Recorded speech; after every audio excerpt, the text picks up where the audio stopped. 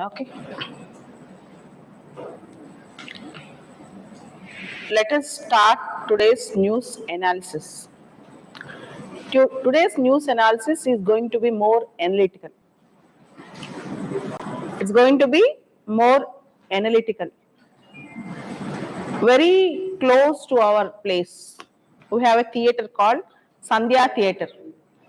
Any movie which is released, particularly from the top stars movies, will be released very close to Ashok Nagar in RTC Crossroads. We have Sandhya Theatre, Sudarshan Theatre. We have many theatres which are very, very famous from a long time here. So, 2 days back, the premiere show, generally the first release of the movie, the premiere show will be shown in the theatres at midnight 1 o'clock, 1 a.m. This time they have started premiere show at 9:30 p.m. The movie has to be released on December 5th and the show was conducted on December 4th night 9:30. And there was a stampede. There was a stampede because many fans have come with the news that Allu Arjun is coming to the movie with co-stars. And unfortunately in that stampede, a woman died and 2 kids were severely injured. It seems that 1 kid was critical in hospital. So there's a discussion. Who is responsible for this? Telangana government today, I'm just seeing the news, is planning to ban benefit shows or premiere shows and other such things. A case was booked under section 105 and 11H of Bharatiya Nyaya Samhita. Section 115 and section 105, section 105 and section 118 or 118 clause 1 particularly of Bharatiya Nyaya Samhita. Section 105, culpable homicide not amounting to murder. Culpable homicide not amounting to murder. 118 clause 1, voluntarily causing hurt, grievous hurt by dangerous weapons. Voluntarily causing hurt or grievous hurt by dangerous weapons. And the lady who was in the crowd, she fell unconscious and finally she died. She died. Her name is Revati. Her name is Revati. So, section 105 and section 118 clause 1 of Bharatiya Nyaya Samhita. Case was booked. And the issue also went to NHRC, National Human Rights Commission. They also sent a petition to NHRC. So, who is responsible for this mishap? Who is responsible for this bad incident? Definitely, crowd management should be there, and systemic failure. Most importantly, even the people who go to public places during such public events should also be very cautious if they go with kids, when ladies, old people, they should be very, very cautious. There's a failure from all the sides. We cannot actually say only government is responsible or only theatre is responsible. Everyone is responsible for this. So tomorrow if you become district magistrate, when a new movie is being released, what precautions you take to avoid stampede, to avoid some mishap, to avoid fan wars and fan fights and other things. District magistrate and district magistrate office is responsible to implement Cinematograph Act. Is responsible to implement Cinematograph Act and its provisions when movies are released, and theaters control. All these things comes under district administration. Okay, so kindly think about this. This is a very bad incident, and it is unfortunate. It is very close to our place also. It's very close to Ashok Nagar, where we are now discussing the issue. It is unfortunate to discuss such issues in the class, but you should also know, because tomorrow if you become district magistrate or SP of a district, you should also actually anticipate such unforeseen things, disasters, and you should avoid such stampedes. Okay, coming back, the next important thing. Devendra Fadnavis back as Maharashtra Chief Minister. Devendra Fadnavis back as Maharashtra CM. Devendra Fadnavis was sworn in as the 21st Chief Minister of Maharashtra. Devendra Fadnavis sworn in as 21st Chief Minister of Maharashtra. The BJP legislative party leader in Maharashtra, Devendra Fadnavis, was sworn in as the 21st CM of Maharashtra in a grand ceremony in Azad Maidan in Mumbai. Governor C.P. Radhakrishnan administered the oath of office and secrecy to Mr. Fadnavis in the presence of Prime Minister Narendra Modi, several union ministers and CMs and deputy CMs of NDA-ruled states.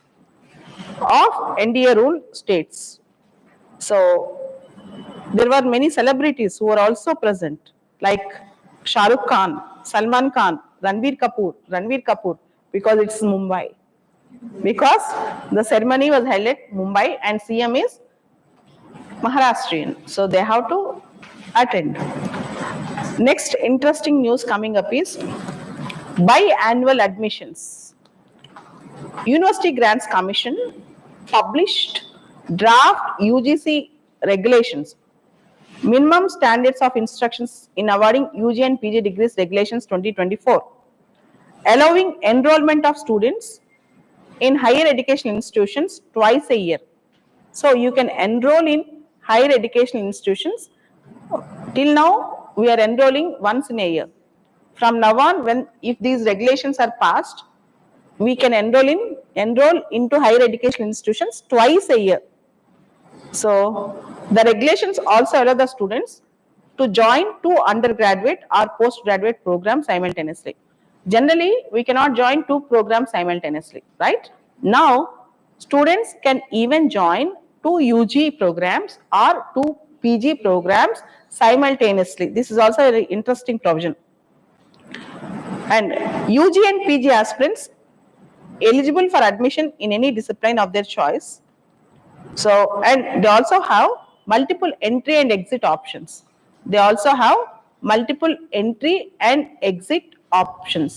So, it is like in most of the foreign countries, you have such choices, multiple entry and exit options.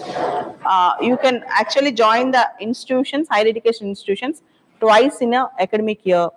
And you can pursue your studies simultaneously, two studies, two academics simultaneously. Now, all these changes are coming up in our higher education institutions also with the draft UGC regulations 2024. You should understand this. Uproar in House over Hindi names for bills. uproar in house over Hindi names in bills. You have observed, we are trying to Indianize the names of various laws. For example, Bharatiya Nyaya Samhita, Bharatiya Nagarika Suraksha Samhita, Bharatiya Saksha. Recently, in the winter session of the parliament, most of the names that are being passed, names of the bills that are being passed are in Hindi or in Sanskrit. They are in Hindi or in Sanskrit. For example, recently a bill, Bharatiya Vayuyan Vidyahak, Bharatiya Vayuyan Vidyahak. It's about India's airports, civil aviation sector, all these things are regulated through this act. So, Bharatiya Vayuyan Vidyayak, this particular bill, if you read it, it is completely in Hindi and Sanskrit sounding name. So, many MPs are questioning why language is being imposed on us. Why most of the bills right now are being named in Hindi or in Sanskrit. YSRCP MP Niranjan Reddy said there was a constitutional requirement against using Hindi titles for a bill whose content is in English. We are now going to have the possibility of a constitutional court, a high court or Supreme Court, striking down this part saying that this part is unconstitutional because Article 348 1B requires authoritative text to be in English. Article 348 1B of the Indian Constitution. Okay, so these things are also coming up. We should also think about these things. Next, coming to the other interesting news today, I can say it is very, very important. Today morning, Reserve Bank of India, RBI, conducted Monetary Policy Committee and released, the Monetary Policy Committee released its monetary policy, and RBI MPC, Monetary Policy Committee, have given certain new dates and rates and new figures which we need to actually think about. First of all, Monetary Policy Committee, MPC. The MPC consists of 6 members. Monetary Policy Committee consists of 6 members. MPC. RBI Governor is the ex officio chairperson of Monetary Policy Committee. RBI Governor is the ex officio chairperson of Monetary Policy Committee. And you can also see Deputy Governor of RBI is also responsible for monetary policy. And in Monetary Policy Committee, one person, one officer from RBI will be nominated by the Central Board. Total in Monetary Policy Committee, there will be 6 members. There will be 6 members. RBI Governor, Deputy Governor, one officer nominated from the Central Board of RBI, and 3 external members. 3 external members. 3 external members appointed by the central government, selected for their expertise in economics, banking or finance. Who are experts in economics, banking and finance. 3 expert members. Total 6 members in Monetary Policy Committee. 6 members in Monetary Policy Committee. The 6-member panel, that is Monetary Policy Committee, today morning, that is December 6th, 2024 morning, decided to keep the repo rate unchanged at 6.5% for the 11th consecutive time. The repo rate was unchanged for the 11th consecutive time. So, the repo rate is 6.5%. It was unchanged for the 11th consecutive time. The MPC have decided not to change the repo rate for the 6th consecutive time. It's a very interesting and important statement. And what is repo rate? The interest rate at which the central bank lends money to the commercial banks. The interest rate at which the central bank lends money to the commercial banks. Okay, if repo rate changes, there will be a ripple effects on the economy. For example, if interest rates increase, or if interest rates decrease, if repo rate changes, there will be an effect on the economy. If there is high inflation, to minimize or to control the inflation, sometimes repo rates will be increased. If there is more number of people who are taking more money and doing a lot of business, creating a lot of demand in the market, if there's a lot of demand in the market, there will be a lot of price rise. When there's a price rise, automatically inflation will rise. What is inflation? Constant rise of prices is inflation. Inflation rises. So, if repo rate increases, interest rates increases, automatically what will happen? Banks will suck some money into their hands, and there will be less circulation of money in the people's hands. If there is less circulation of money in the people's hands, there will be less demand for goods and services. If there is less demand for goods and services, prices fall. So, there are many equations with respect to repo rate, reverse repo rate, SLR, CRR, etc. Today, for 11th consecutive term, 11th continuous term, the Monetary Policy Committee have decided not to change the repo rate. Then what is repo rate? Interest rate at which the central bank lends money to the commercial banks. Okay, the MPC, Monetary Policy Committee, revised its projection for India's GDP. See, earlier, Monetary Policy Committee have given GDP growth estimate as 7.2%. But now, Monetary Policy Committee have brought down the growth estimate to 6.6%. Monetary Policy Committee have revised its estimate of GDP growth of India from 7.2% to 6.6%. From 7.2% to 6.6%. Similarly, if you see, the inflation forecast for the fiscal year was projected at 4.8%. For this fiscal year, the inflation forecast is 4.8%. Okay, the inflation forecast is 4.8%. Meanwhile, if you observe, the cash reserve ratio was cut to 4% from 4.5% for all banks in a bid to ease potential liquidity stress. CRR was decreased from 4.5% to 4%. What is cash reserve ratio? Banks to reserve some cash with the RBI. Bank has to put some cash reserves with the RBI. This is called CRR. Earlier it was 4.5%, now it was 4%. That means banks will have more money in the hands. Banks will have more money at their disposal. So, if there is more money with the banks, automatically banks' disposal capacity will increase, lending capacity will increase, automatically more money in the people's hands. If there is more money in the people's hands, there will be more money in circulation in the economy. More demand, more consumption, and more production, economy will rise.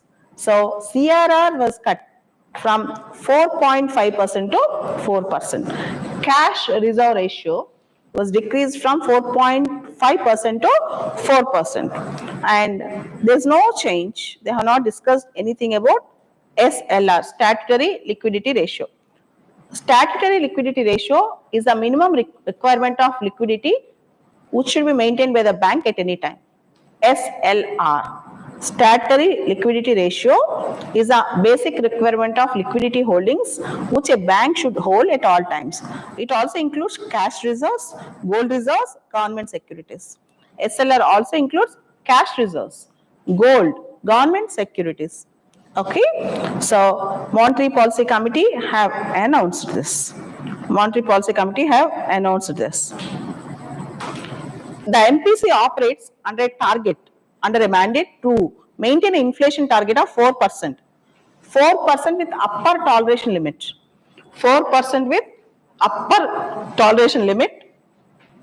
Target of 4% with an upper toleration limit of 6%. So that they wanted to maintain 4% and upper toleration limit is 6% and lower limit is 2% until March 31st, 2026. So, Monetary Policy Committee's aim is to maintain the inflation at 4%, and the upper toleration limit is 6%, and lower limit is 2% till March 31st, 2026. And this year forecast inflation rate is 4.8%. Okay, so you need to, there are much more things, many more things which we need to understand about monetary policy, which will be taught in economy class by economy teacher. This is only what I have observed from today's news. I followed news in the morning where RBI governor spoke all these things, and I have noted some. There are many points, but which are important to you, I have discussed in the class. Coming to the other important aspect, today is Maha Parinirvan Divas. Today, December 6th is Maha Parinirvan Divas. It is observed annually. Maha Parinirvan Divas commemorates the death anniversary of Dr. B.R. Ambedkar.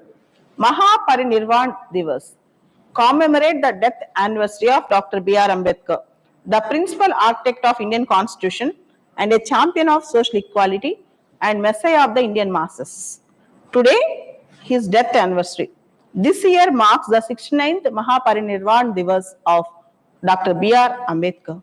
This year marks 69th anniversary of Maha Parinirvan Divas. And you should also understand Dr. Ambedkar struggled for the masses. He is messiah of the masses, and he is also praised as modern Manu. And Dr. Ambedkar was the architect of Indian Constitution. He fought for social equality throughout. He was a social reformer in India.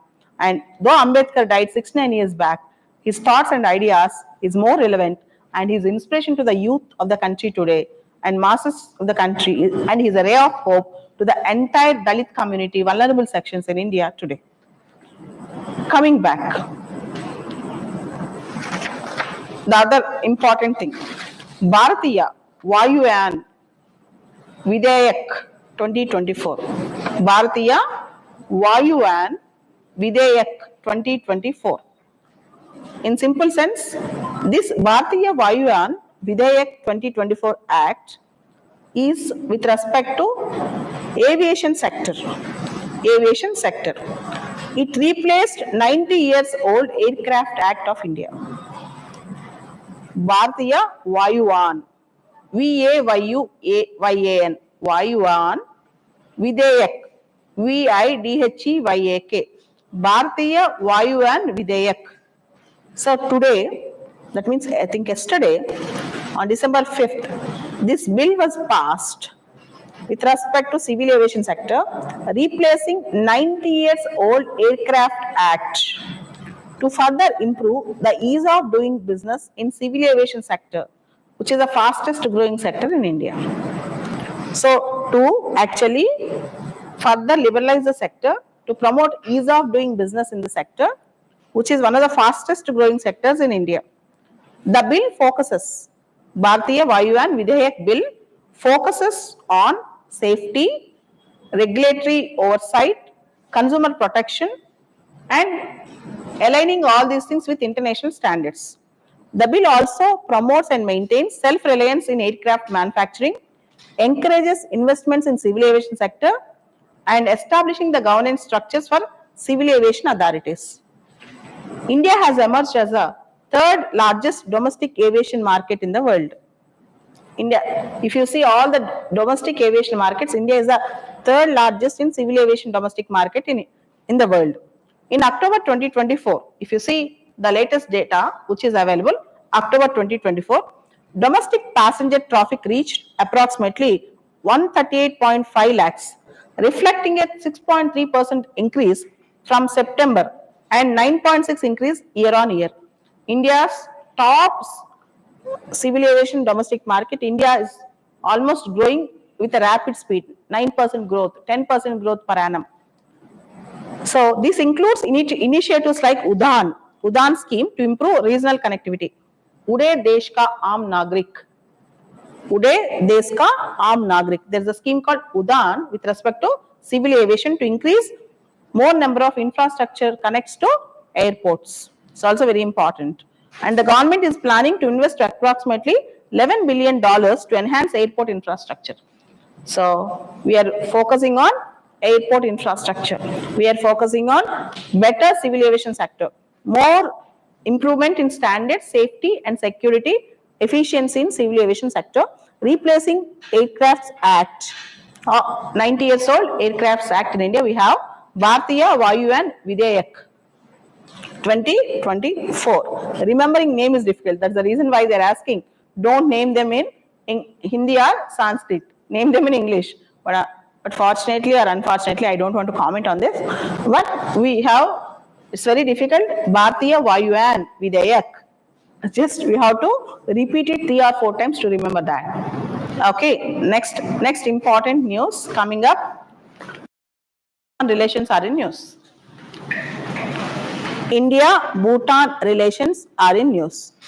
Why? India-Bhutan relations are in news. Bhutan King Jigme Wangchuk, he came to India. If you see Hindu paper also today, if you open Hindu paper also, page number 14 of Hindu paper, if you see this news, page number 14 of Hindu paper, you can see this news, page number 14 of Hindu paper. If you see, the same news was carried in Hindu also. Bhutan and India discuss Galepo, hydel power plans. Bhutan and India discuss Galepo, hydel power plans. India and Bhutan discussed bilateral projects in the fields of electricity and urban planning during visit of King Jigme Wangchuk and also Queen. Mr. Wangchuk met Prime Minister Modi and both sides reiterated continued collaboration on multiple fronts, including the Galepo Mindfulness City project. What is Galepo? It's a mindfulness city project. Galepo is a city. Galepo Mindfulness City project and hydropower. So, in hydropower, Punasangchu, one hydropower project. Punasangchu, Punatsanchhu, Punashanku, one hydropower project. So, you should also know Punashanku 1, Punashanku 2 hydropower projects are in news. So, what is Galepo? What is Punashanku? All these things are very, very important. So, coming back, Bhutan is a small country, sandwiched between two big powers, India and China. Bhutan follows constitutional monarchy. King should also follow constitution there. It's not absolute monarchy. It follows constitutional monarchy. Bhutan 5-year plans are being supported by India. Bhutan have no much resources except water resources. For that reason, the only thing Bhutan can do to survive is to sell hydroelectricity. For that reason, India and Bhutan have many cooperation agreements with respect to various hydroelectric power projects. Coming back, Bhutan elections are being supported by India. Even Indian rupee is a legal tender in Bhutan. And Bhutan is a landlocked country. Bhutan has to get support from India or China to get some access.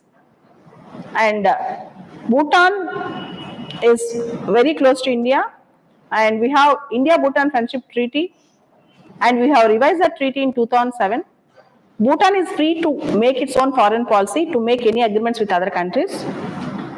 But Bhutan is almost very close to India. In 2017, there's an issue called Doklam issue where China started constructing road in the tri-junction area between India, Bhutan and China. And Bhutan have become a buffer state between India and China at that time.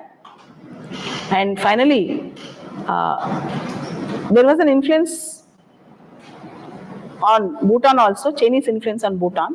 But still, Bhutan is very, very close to India. Okay, and I can say we are following Gujarat doctrine. Gujarat doctrine in the sense, help your neighbors without expecting much back from them. Help your neighbors without expecting much back from them. Small neighbor, Bhutan, they don't, they always pronounce gross national happiness. Their GDP is not so great. So they follow gross national happiness. Don't consider that Bhutan is the happiest country. In happiest countries, we can say the names of Scandinavian countries. Bhutan is a country which measures gross national happiness. It can't measure GDP also. Okay, so Bhutanese king is in India. King Jigme Khesar Namgyal Wangchuk of Bhutan came to India and he engaged in high-level discussions with our Prime Minister Narendra Modi. Bhutan's 13th five-year plan. Prime Minister Modi highlighted India's commitment to Bhutan's socio-economic development, including doubling the financial support to Bhutan's 13th five-year plan from 5,000 crores to 10,000 crore. India promised to double support to Bhutan's five-year plan, 13th five-year plan from 5,000 crore to 10,000 crore. Galepo Mindfulness City. Galepo project aims to integrate economic growth with sustainability and holistic living. Narendra Modi ji assured continued support for this Galepo Mindfulness City. Galepo Mindfulness City. Punaschengu 2 project. India's cooperation for the development of the project. It's a run-of-the-river hydroelectric power project on Punaschengu River. Okay, there's a river called Punaschenchu River, and India is supporting that hydroelectric power project in Bhutan. And this project is run-of-the-river hydroelectric project. Okay, so coming to Hindu paper important news today, if you observe, what are the important things that are coming up, important news that is coming up in Hindu paper, if you observe.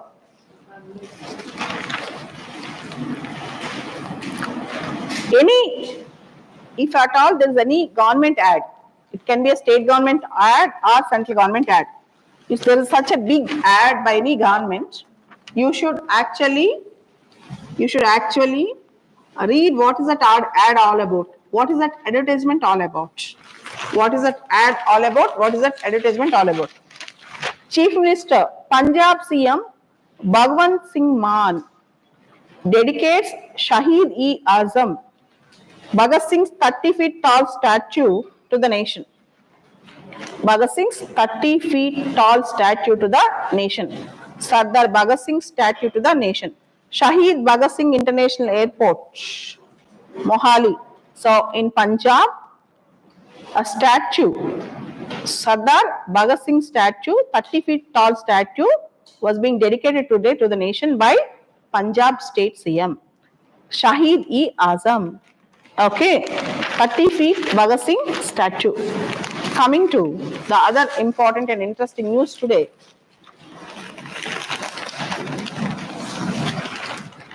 Page number 9. ASCI. We call it as ASCI. ASCI. Administrative Staff College of India commemorated its 68th Foundation Day with a grand ceremony at its Bella Vista campus, Rajbhavan Road in Hyderabad. The event was marked by the Foundation Day lecture delivered by Secretary to the Government of India, Department of Administrative Reforms, Viksit Bharat Transforming Governance. Viksit Bharat Transforming Governance. It's also very important. Viksit Bharat Transforming Governance.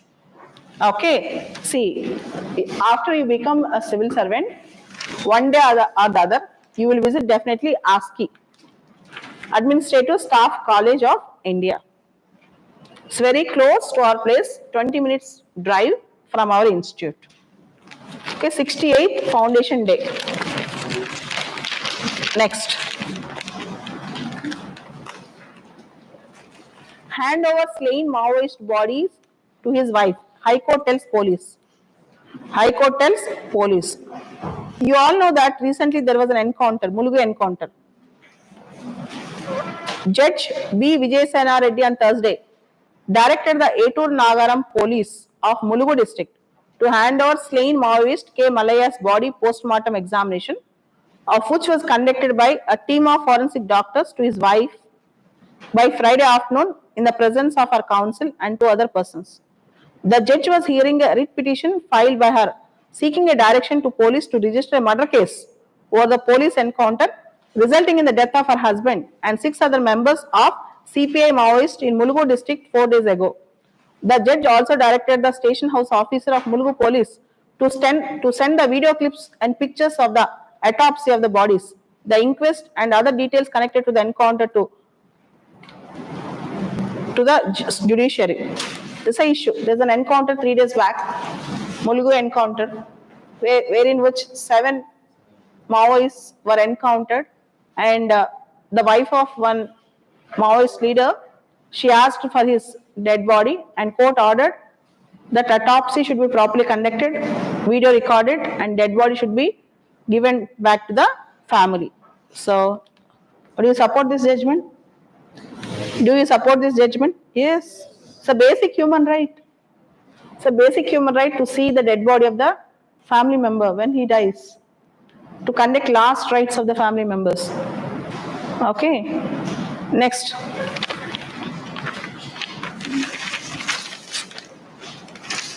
Next, coming to Hindu paper editorial page. Coming to Hindu paper editorial page. I'll be telling which article is important, you have to read. Fresh start. The editorial today is Fresh Start. Devendra Fadnavis has the opportunity to drive a new phase in Maharashtra. The editorial is all about Maharashtra new CM, Devendra Fadnavis. The return of Devendra Fadnavis as the Chief Minister of Maharashtra marks the culmination of one phase and beginning of other in state politics. In 2014, exactly 10 years back, the BJP emerged as the single largest party in Maharashtra Assembly, overtaking the Shiv Sena, its long-term ally. After a decade of political realignments in the state, the BJP has now established itself as a primary pole. This primacy has been achieved through several controversial and unethical maneuvers. By its definitive electoral mandate can usher in a phase of stability in politics and governance. Mr. Fadnavis, who played a central role in the ascent of party in the recent years, has grown in strength and stature. So, the thing is all about the future of Maharashtra politics. The article is all about how BJP strengthened itself in the last 10 years in Maharashtra and the future of governance of Maharashtra under the hands of Fadnavis, Devendra Fadnavis. Next article is directly written by CM of Tamil Nadu. The lead article today in Hindu paper editorial, Tamil Nadu Chief Minister and President of DMK party, Mr. M.K. Stalin wrote the article. Tamil Nadu CM and the President of DMK wrote the article. States and the challenge before the Finance Commission. States and the challenge before the Finance Commission. It's very important article. 16th Finance Commission. 16th Finance Commission. Now we are in the 15th Finance Commission. The 16th Finance Commission term is coming up. The 16th Finance Commission is going to end by 2031 March 31st. 2031 March 31st. And he is expecting that states should get a better share. States should get better funding support from the center in the 16th Finance Commission tenure. The states should get a better support. The states should get a better share in the 16th Finance Commission tenure. And the second paragraph of the article he wrote, globally things are changing. Next 5 years, India is going to see a very good economic growth trajectory. The next 5 years, India is going to see a very good growth trajectory. Particularly if you see, global economic trends are showing good signs to India. Particularly concepts such as friendshoring and reshoring. What is friendshoring? Friendshoring. F-R-I-E-N-D-S-H-O-R-I-N-G. Friendshoring means if there is a strategic animosity with other countries. For example, America have invested in China. Trump is coming up. If Trump wanted to maintain such rivalry with China, he will take off that investments from China and shore it in India. Okay. So friendshoring is a term in IR where the countries will take away the investments and companies in the rival countries and slowly shift those investments and companies and other technological advancements in friendly countries so that they will not get any tussle. This is called friends shoring. This is called friend shoring. So in friend shoring and other things, there are certain high performing states in India like Tamil Nadu. And Tamil Nadu should get a fair share with respect to investments, with respect to central support, with respect to support from the other avenues also. Particularly, he also said, 15th Finance Commission said that vertical division from centers to states, there should be 41% share divisible pool. 41% divisible pool should come to the states. But till date, only 33.16% have come. In the divisible pools, the center has to send 41% of funding to the states. But states got just 33.16% till date. 33.16% till date. So all these things. You have to read this article. He is just asking better shares to the states, better support to high performing states, better support to South Indian states, even better support to regional parties ruling states. And here you should know a term called asymmetrical federalism. Asymmetrical federalism. There's a term you should also know, though he has not mentioned that term here, you should also know that term. Asymmetrical federalism. What is asymmetrical federalism? See, center and states. Center will not share equally with all the states with the same formula. Some states will need special support. Some states will have special demands. Some states ask for special category status. Some states are deprived. For example, almost 90% of the funds which states spend in northeastern states are come from the center. So, for some states, center has to do better. For some states, center has to give special focus, special support. It is not that center is discriminating one state to other state. Because of diversity, because of backwardness, because of various unforeseen events, center has to treat some states differently and some other states differently.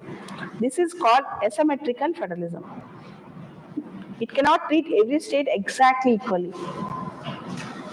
We don't have symmetrical federalism. India have asymmetrical federalism. We have asymmetrical federalism. We are not treating every state on par equally. So based on the requirement of the state, based on the backwardness of the state, based on the terrain of the state, based on the finances of the state, based on the forest cover of the state, based on the international frontiers with the state, based on the coastline, we decide differently for different states. This concept is called asymmetrical federalism. And he's also telling most of the states in India are in middle income trap. They are middle income trap. Now they are not given the proper opportunity to grow well. And urban population is also going to increase heavily in the states, particularly in the states like Tamil Nadu. So government has to take a call, central government, and central government has to support the South Indian states and also high performing states so that they can also help in the overall progress of the country and growth of the country. This is the entire demand given by him in the article. States and the challenges before the Finance Commission. States and the challenges before the Finance Commission. And the next article, a three-nation tour as a foray into summit diplomacy.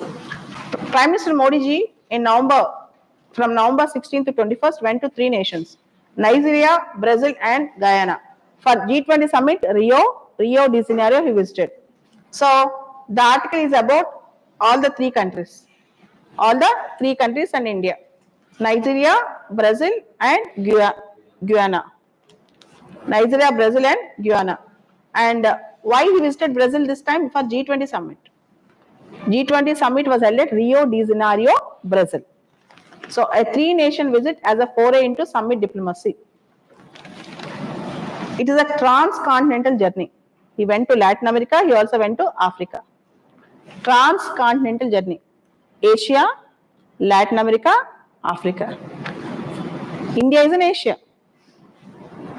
Then he went to Africa. Then he went to Latin America.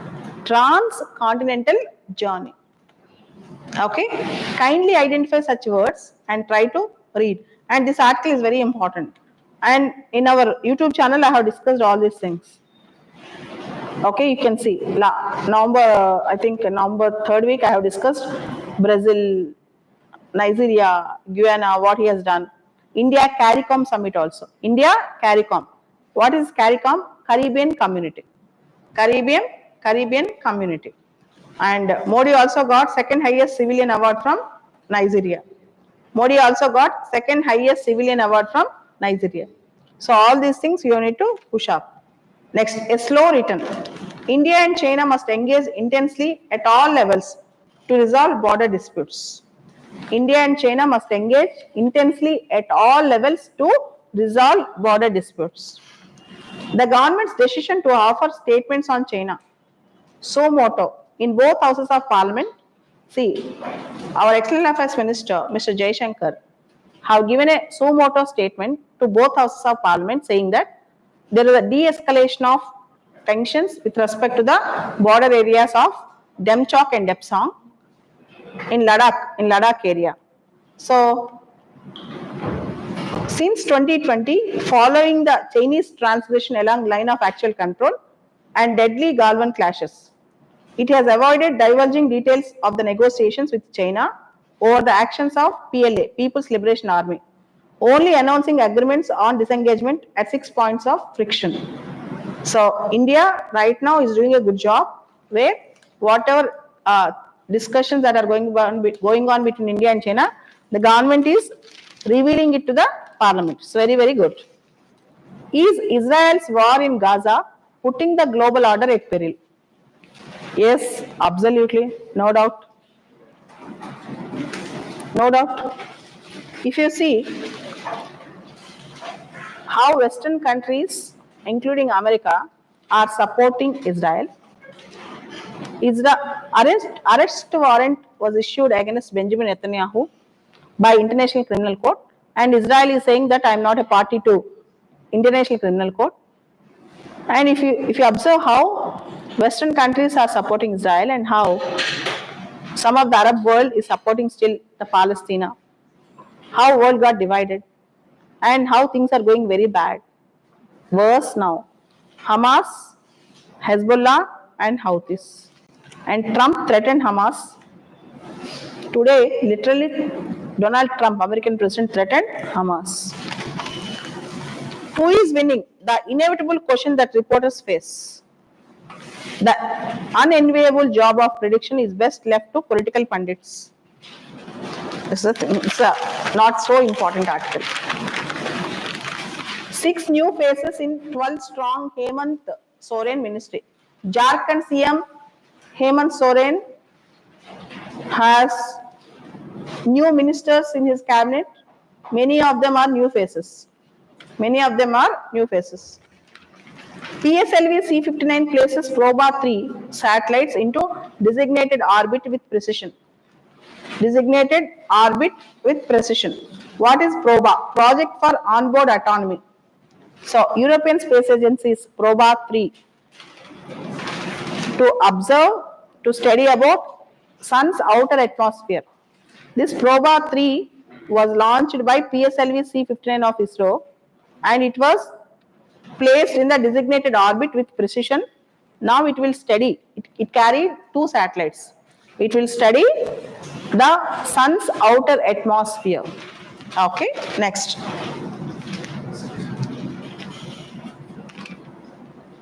Lok Sabha erupts as BJP MP links Rahul to George Soros. Leave it, not so important. Bharatiya Vayuyan Videyak bill gets nod in Rajya Sabha also.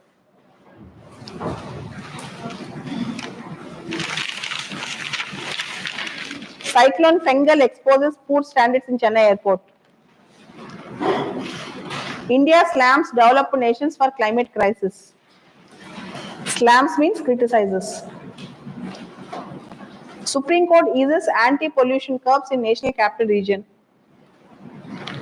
Enough. Today, newspaper discussion is enough. Enough for today.